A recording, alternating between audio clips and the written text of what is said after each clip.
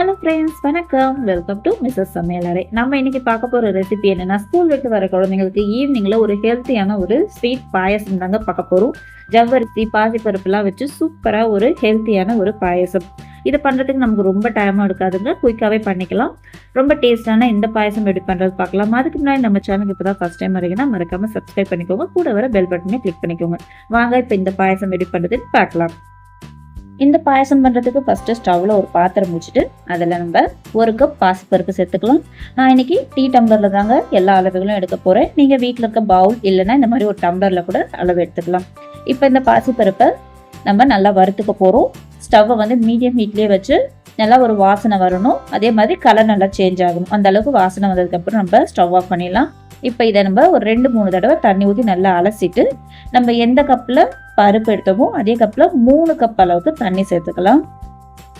3 cup தண்ணி சேர்த்துட்டு கூடவே 1 டீஸ்பூன் நெய் சேர்த்துக்கலாம். சேர்த்துட்டு நம்ம இப்போ குக்கரை மூடிட்டு லோ ஃப்ளேம்லேயே வச்சு 5 விசில் வச்சு எடுத்துக்கலாம்.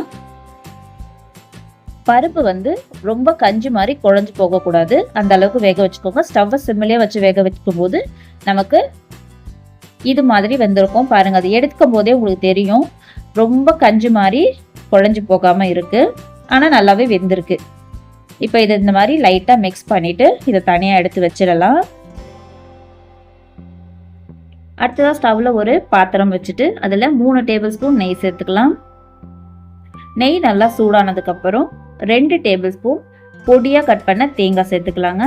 தேங்காய் ரொம்ப கோல்டன் ப்ரௌன் கலர் வரணும்னு இல்லைங்க, லைட்டாக ஃப்ரை ஆனால் போதும். லைட்டாக இந்த மாதிரி ஃப்ரை ஆனதுக்கப்புறம் கொஞ்சமாக முந்திரி சேர்த்துக்கலாம். உங்களுக்கு முந்திரி எந்த அளவுக்கு தேவையோ அது மாதிரி சேர்த்துக்கலாம். முந்திரியும் ஓரளவுக்கு கலர் மாறினதுக்கப்புறம் கொஞ்சமாக உலர் திராட்சையும் சேர்த்துக்கலாம். சேர்த்துட்டு இதெல்லாம் நல்லா ஃப்ரை ஆகி வரட்டும். இப்போ நல்லா ஃப்ரை ஆகி வந்ததுக்கப்புறம் இந்த திராட்சை, முந்திரி, தேங்காய் அந்த நெய்யோடு சேர்த்து நம்ம எல்லாத்தையும் தனியாக எடுத்து வச்சிடலாம். நம்ம இதெல்லாம் ஒரு பவுலுக்கு மாற்றினதுக்கப்புறமா 1/2 கப் ஜவ்வரிசியை ஒரு 1/2 மணி நேரம் நல்லா ஊற வச்சு எடுத்துருக்கேங்க. இப்போ இதை நம்ம இந்த பாத்திரத்தில் சேர்த்துட்டு எந்த கப்பில் நம்ம ஜவ்வரிசி எடுத்தோமோ அதே கப்பில் 2 கப் தண்ணி சேர்த்துக்கலாம். தண்ணி சேர்த்துட்டு ஸ்டவ்வை மீடியம் ஹீட்லேயே வச்சு ஜவ்வரிசியை நல்லா வேக வச்சுக்கலாம். இப்போ இது ஒரு பக்கம் இருக்கட்டும். அடுத்ததாக இன்னொரு ஸ்டவ்வில் ஒரு பாத்திரம் வச்சுட்டு அதில் 2 கப் அளவுக்கு துருவின வெல்லம் சேர்த்துக்கலாம். கூடவே 1 கப் தண்ணி சேர்த்துக்கலாம். இப்போ இந்த வெல்லம் உங்ககிட்ட சுத்தமான வெல்லம் இருந்துச்சுன்னா நீங்கள் பாயசத்தில் அப்படியே சேர்த்துக்கலாம். இதில் கொஞ்சம் டஸ்ட் இருக்குது, அதனால் நான் இதை மாதிரி கரைச்சி எடுத்துக்கிறேன்.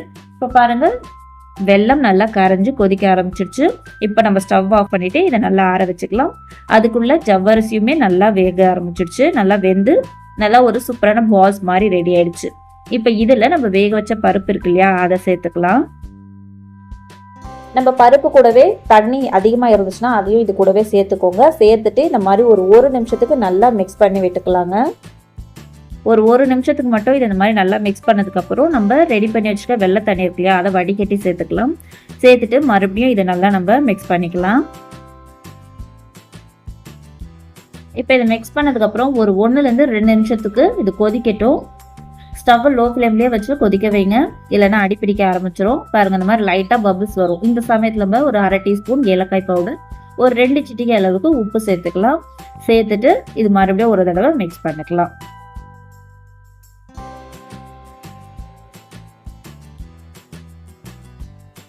மறுபடியும் இது ஒரு 1-2 நிமிஷத்துக்கு மட்டும் கொதிச்சா போதும். கொதிச்சதுக்கப்புறம் நம்ம ஸ்டவ் ஆஃப் பண்ணிடலாம். ஸ்டவ் ஆஃப் பண்ணிவிட்டு 1 கப் தேங்காய் பால் சேர்த்துக்கலாம்.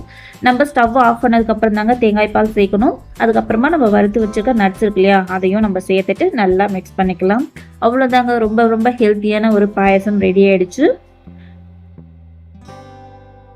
இந்த பாயசம் பண்ணுறது ரொம்ப ரொம்ப ஈஸிங்க. அதே மாதிரி ஸ்கூல் விட்டு வர குழந்தைங்களுக்கு இந்த மாதிரி ஹெல்த்தியான ஒரு ரெசிபி ஈவினிங்கில் செஞ்சு கொடுத்து பாருங்கள், ரொம்பவே விரும்பி சாப்பிடுவாங்க. இதை செய்யறதுக்கும் நமக்கு ரொம்பலாம் டைம் எடுக்காதுங்க. அதுவும் இல்லாமல் இது ரொம்ப ரொம்ப ஹெல்த்தியான ஒரு டிஷ். இந்த வீடியோ உங்களுக்கு பிடிச்சிருக்கும்னு நினைக்கிறேன். பிடிச்சிருந்தா மறக்காமல் நம்ம சேனலுக்கு சப்ஸ்கிரைப் பண்ணிக்கோங்க. கூட வர பெல் பட்டனையும் கிளிக் பண்ணிக்கோங்க. அப்போ தான் நான் போடுற வீடியோக்கு நோட்டிஃபிகேஷன் உடனே வரும். அதே மாதிரி வீடியோ மறக்காமல் லைக் பண்ணுங்கள், கமெண்ட் பண்ணுங்கள், ஷேர் பண்ணுங்கள். தேங்க்ஸ் ஃபார் வாட்சிங்.